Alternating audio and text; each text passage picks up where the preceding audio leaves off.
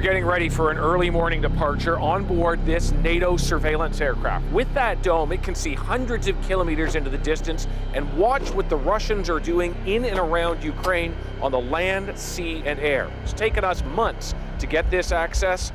Come and join us.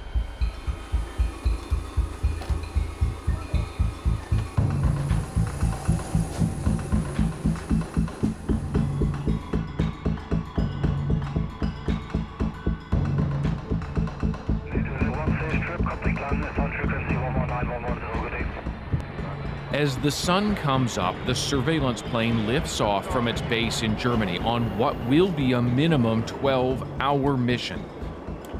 They're bound to the very edge of NATO airspace, flying high above Poland, just outside Ukraine's war zone.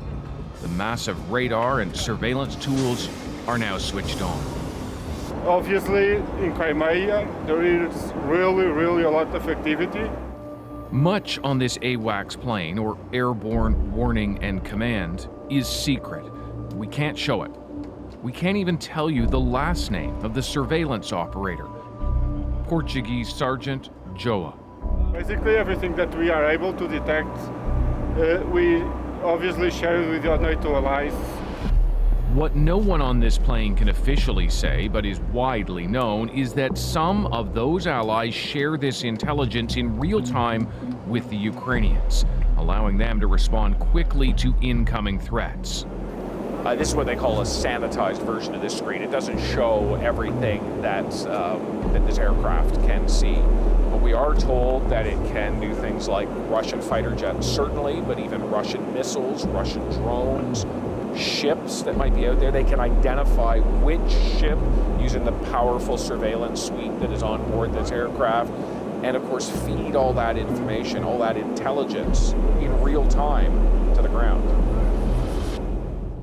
On camera, none of the crew can say exactly what they're detecting right now, the information relayed by an instant data link, nor will they describe specific events on the ground. They don't want the Russians to know what they know, particularly incidents where their surveillance was used by the Ukrainians. But off camera, some describe watching Russian radar signatures disappear after being engaged by Ukrainian jets and missiles. Early warnings, too, of incoming bombing or missile raids, watching Russian troop movements, and the exact position of Russian warships at sea. Senior Master Sergeant Alyssa is on the electronic front line, watching Russian positions, alerting others when Russian planes fly into Ukraine, and then seeing the response. When we watch the Ukrainian fighters taking off and protecting their airspace and going after Russian fighters,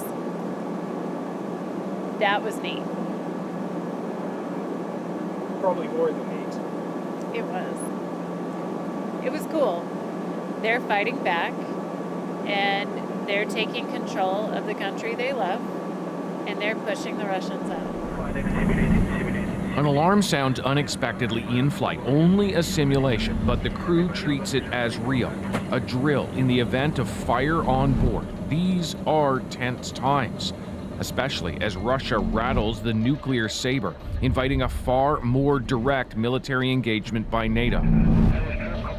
An hour later, on the flight deck, pilots are engaging in a delicate airborne dance, a mid-flight refueling. Up there is a U.S. Air Force tanker, a gas station in the sky. Carefully, the NATO plane edges up as a boom pole is extended from the tanker. For nearly half an hour, the gas is pumped. The pilots of both planes synchronized in their movements. After it's done, we catch up with the aircraft commander, an American, Major Wayne. After years of such work, including in war zones, he says this mission is something else. The big difference was the adversary. So in the Middle East, they didn't have a capable Air Force threat that we were so concerned about, whereas here there is the possibility of a much greater threat in the air.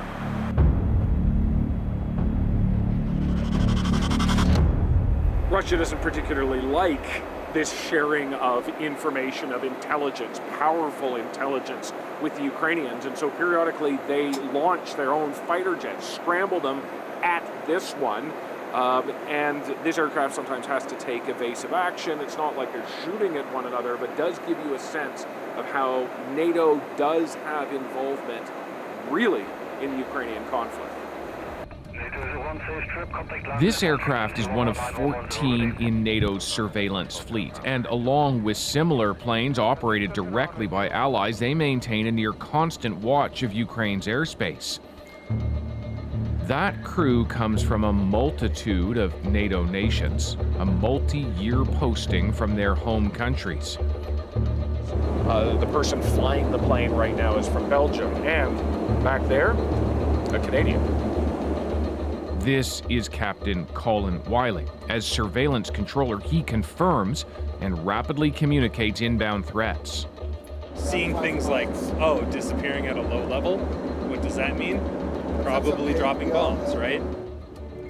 They can't necessarily prevent them. That is the job of the Ukrainians. It is his first experience where all his training is playing out in reality on the screen in front of him. I wake up in the morning from my bed, fly orbits over here on the eastern flank, doing the job, and then I go back and sleep in my own bed at night, which is crazy for me. It's a crazy experience, and it also makes me think about those who are, involved in it, who don't get to go to, a safe, warm bed at the end of the day. It doesn't end for them. As the AWACS turns back to its base, another like it is already in the sky, taking up its station near the conflict, feeding a constant stream of intelligence as war rages in Europe. So, Dave, it's a really interesting look inside one of those. And I know that so much about the planes and so much about their mission remains secret, but can you give us a sense of what actually happens with the data? Yeah, absolutely. So there's the official and unofficial.